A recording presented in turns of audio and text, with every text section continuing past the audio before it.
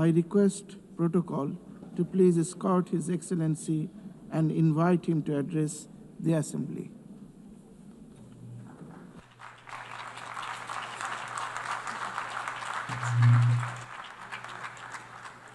Mr. President, Excellencies, distinguished delegates, and dear friends, we are gathered here just a few weeks shy of the 80th anniversary of the foundation of this United Nations.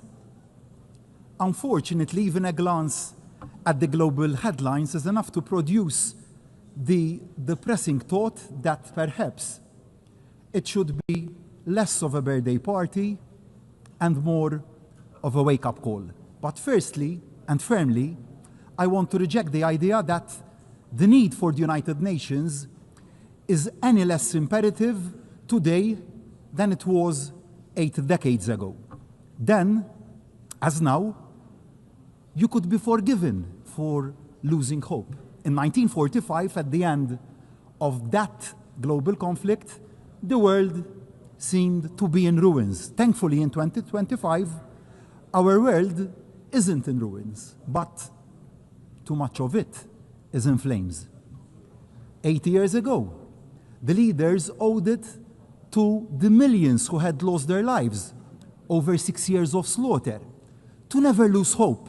So do we, as leaders of today, owe it to every citizen that we serve to similarly never lose hope, to never lose sight of the founding principles that brought the countries of the world together, to never allow that which divides us to obscure the much greater values that unite us, to never give in to pessimism or cynicism about what the future can hold. Now, don't misunderstand me. I am not blind to the magnitude of the challenges that our world faces. I know that fine words here in New York won't, by themselves, end conflict, hunger, or deaths by malnutrition. But I remain convinced that the resolution we show and the resolutions we pass here can make a real and tangible difference on the ground. We must never lose sight of the power of collective will and that of collective action. Because while the 8 decades of the United Nations have seen far too much conflict and suffering, they have also seen human progress on a scale even the most optimistic of the founding fathers, who dared to dream that working together could work to transform the lives of ordinary people, would never have imagined themselves. Let me cite just one example. In 1945, global life expectancy, war aside, was in the mid-40s. Children born this year, in 2025, can expect to live in their mid-70s. Now, that didn't happen by luck or by accident. It happened by will and resolve. It happened by effort. And it happened also because of the positive work being conducted by the agencies of this United Nations. And it is not just in terms of life chances that the United Nations has had a positive, transformative impact. The values inscribed in the founding charter had a profound effect on the journey to self-determination of so many nations, like my own, Malta. In 1945, Malta was still a colony, a British military and naval base. In 2025, Malta is a proud republic since 1974 and independent since 1964, playing its part at the pivotal crossroads of 2 continents. So, the country I am honored to lead will never turn its back on the possibilities that the principles of our United Nations offer to deliver solutions to even the gravest of challenges. Perhaps the gravest of those challenges that the world faces is division. Barriers are being built when they should be coming down and dismantled. And those barriers really are already proving obstacles to the exchange of trade, innovation, ideas, of hope, that our world needs. In thinking about this throwing up of barriers, I thought of some words of the late US President, Ronald Reagan.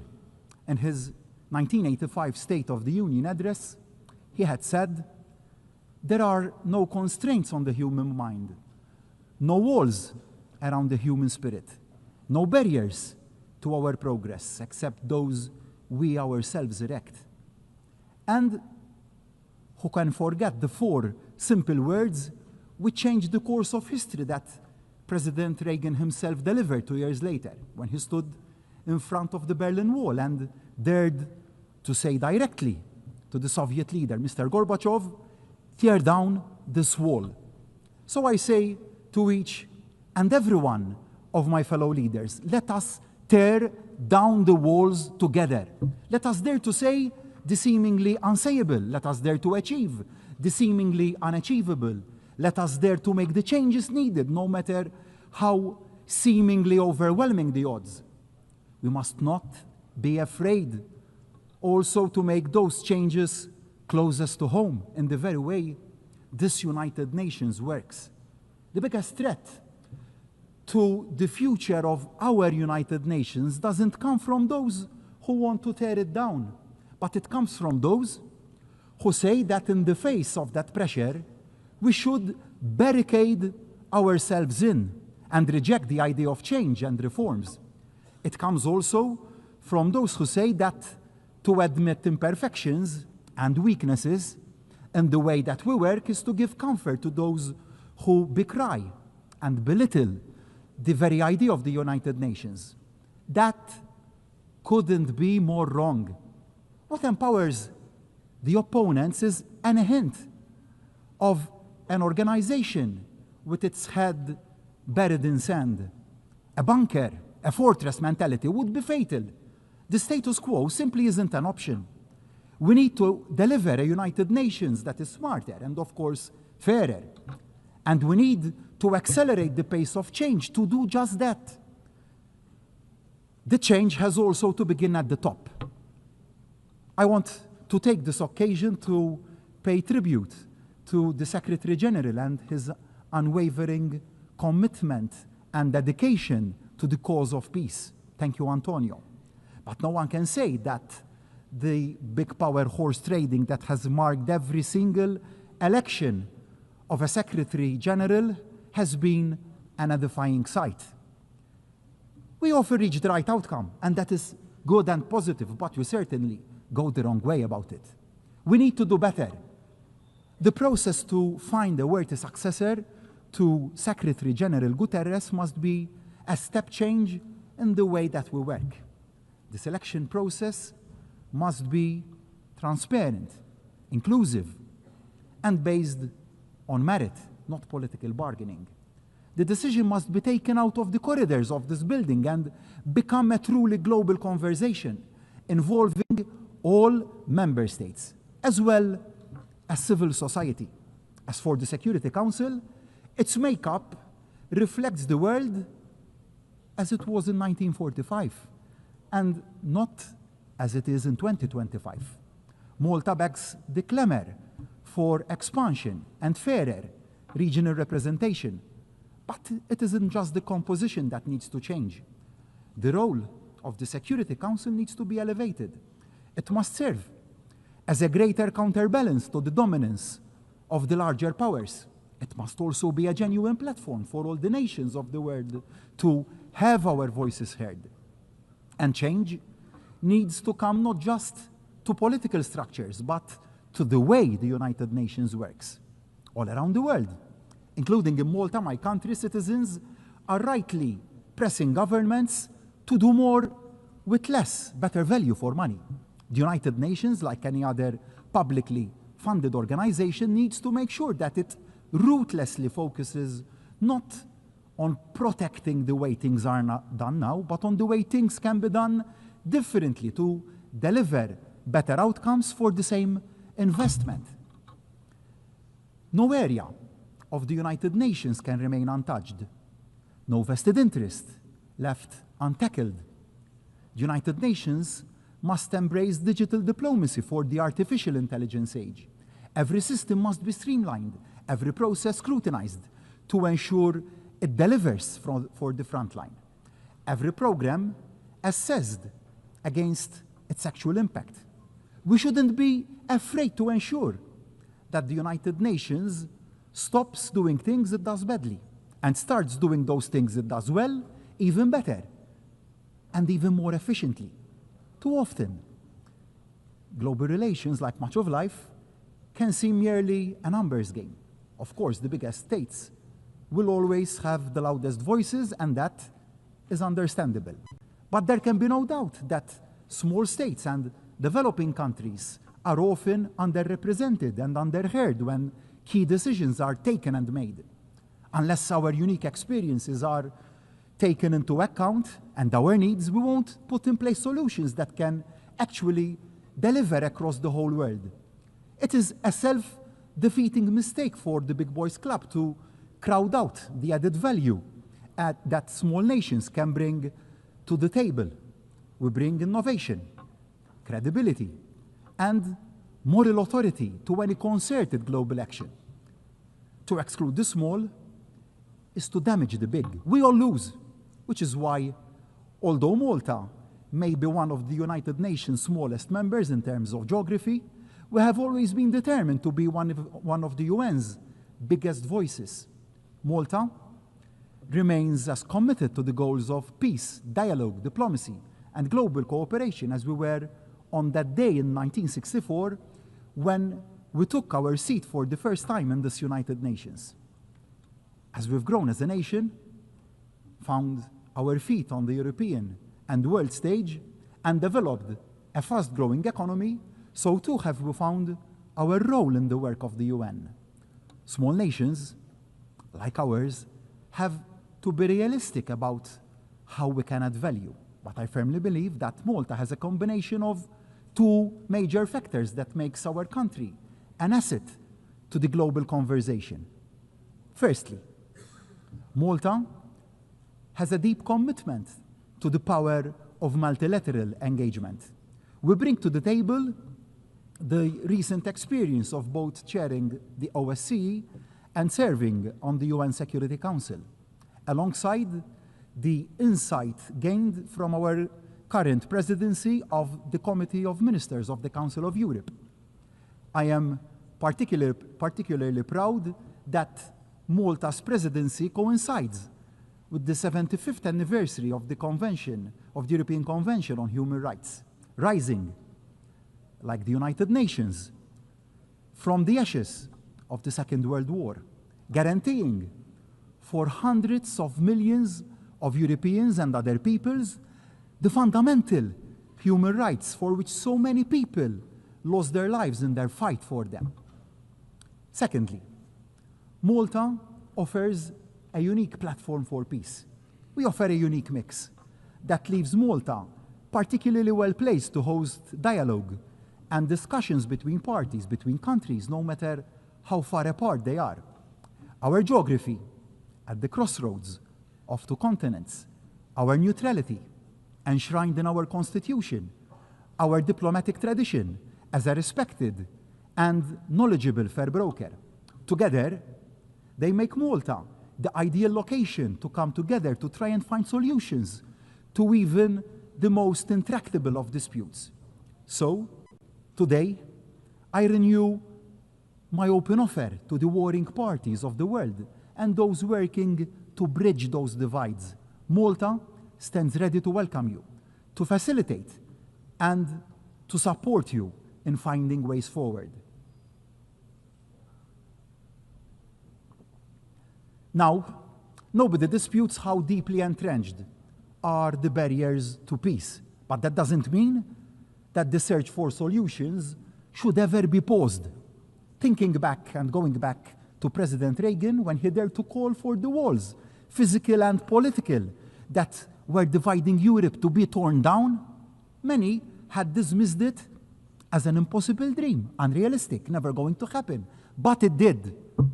The seemingly intractable Cold War came to an end. As global leaders, we must equally never give up, Never say peace can't be achieved. Never give in to defeatism, even the most outwardly unresolvable of conflicts. Sadly, on Malta's doorsteps, to such conflicts, wars are raging, Ukraine and Gaza.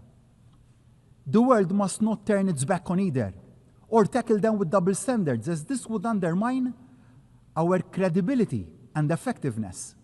We must never wring our hands and consign any conflict to the too difficult to deal with pile.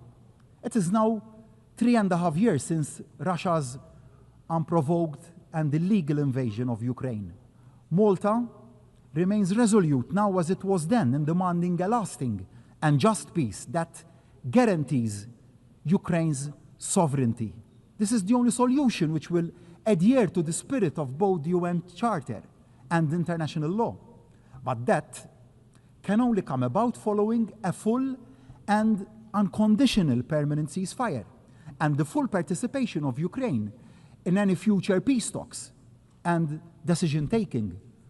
Malta stands firmly with our fellow EU members in believing that we must keep the strongest possible pressure on the Russian economy to force the Russian government to see sense and engage in genuine and constructive dialogue.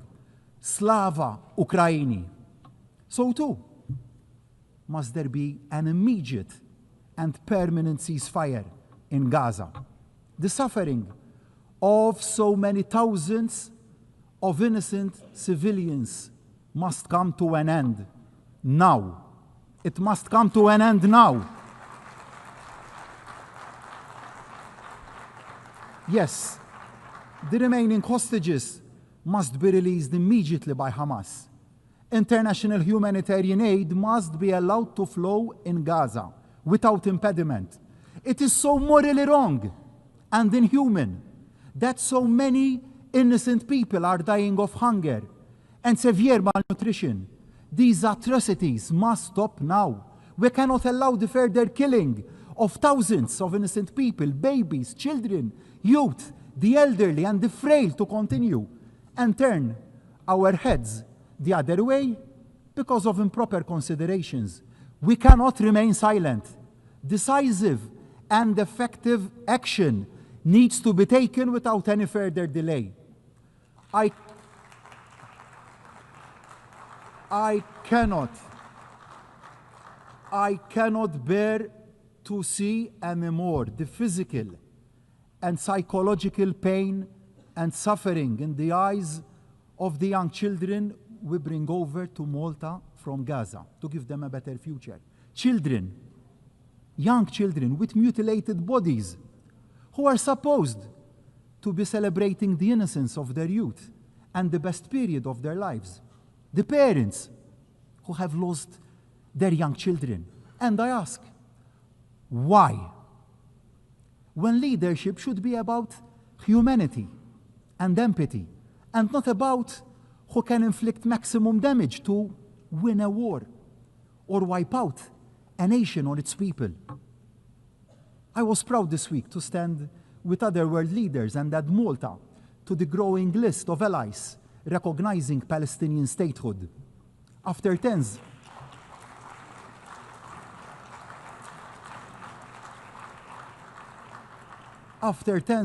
of years of discussion in Malta, we took decisive action and did the right thing to do. I owe this to Ibrahim, a 15-year-old icon of the resilience and strength of the Palestinian people. Ibrahim is now receiving the best medical care and prosthetics in Malta after having both his legs blown off and severely injured by a missile fired from a drone in Gaza.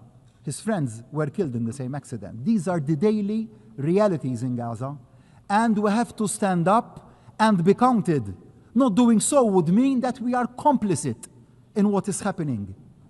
Now, a viable two-state solution, no, isn't a reward for Hamas. It is the exact opposite.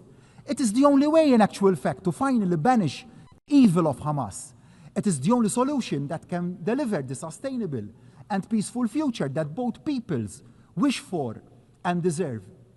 Of course, the road to a fair two-state solution is a long one, fraught with difficulties. But just because something is hard doesn't mean it is impossible. The world owes to Israelis and Palestinians alike to pursue this path to peace. Indeed, the world faces a stark choice. In too many areas of life, too many barriers are being erected.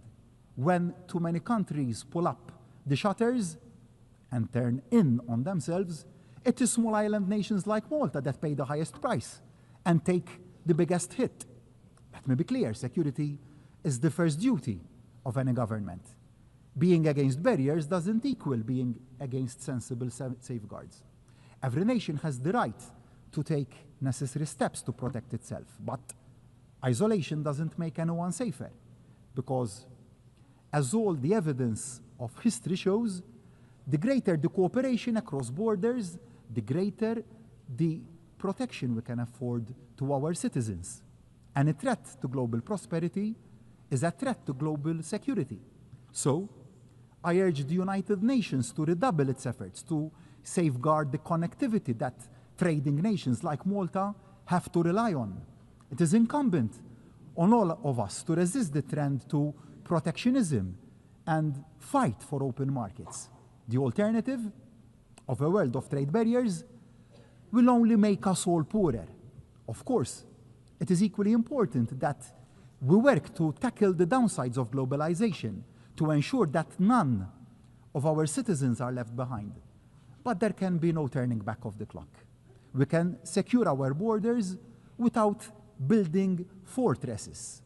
Addressing legitimate concerns about migration is not the same as pulling up the drawbridge. Clearly, the current growth of irregular migration is not sustainable. Yet, it will only be truly addressed by a truly global solution and response. A coordinated response that is both humane and sustainable, that acknowledges the fundamental truth that migration is driven by poverty and conflict, driving migrants to risk their lives at the mercy of criminal human smugglers in search of a better future for themselves and their families. Every country has a right to secure its borders, but every country equally has a duty to play its part in tackling the root causes of irregular migration. You might say, tough on irregular migration, tough on the root causes of irregular migration. Underpinning all this is the need for every member of this United Nations to recommit to the primacy of international law and the value of international cooperation. No country, however large, however strategically important, is above the rule of law. Might does not automatically equal right. Small states like Malta cannot afford the risks of a world where some ignore the laws when it suits them. Upholding the charter upon which this United Nations was born 8 decades ago isn't wide-eyed idealism. For nations like Malta, it is about our very survival, equally vital.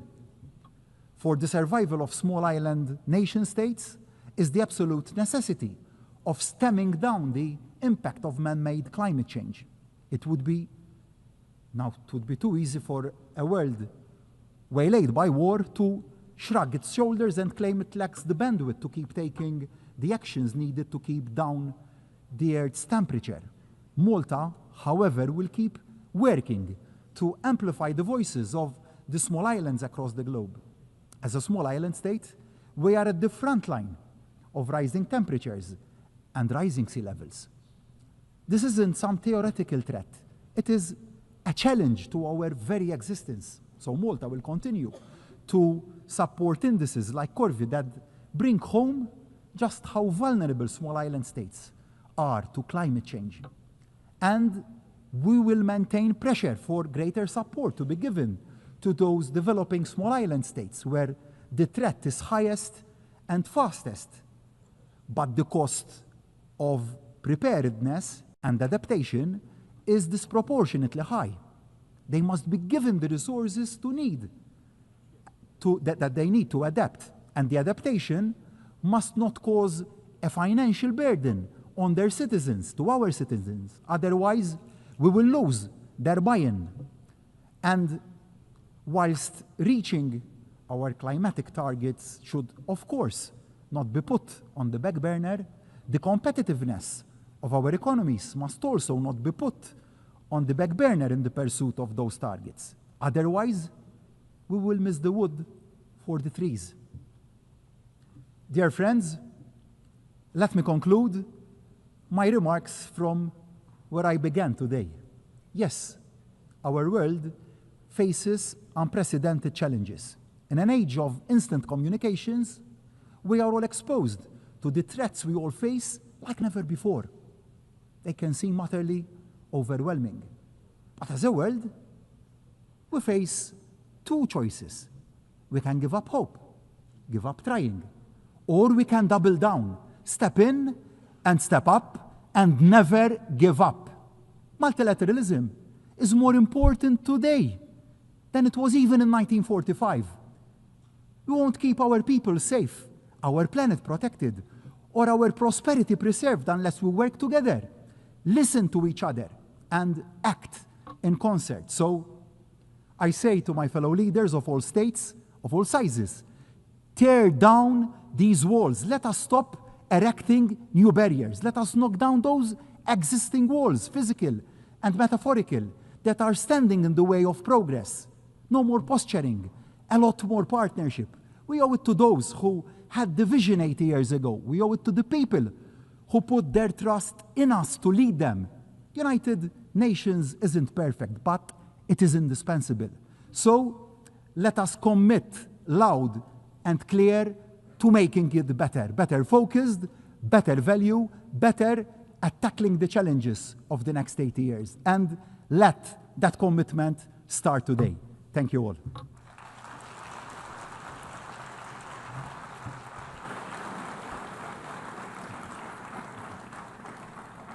On behalf of the Assembly, I wish to thank the Prime Minister of the Republic of Malta.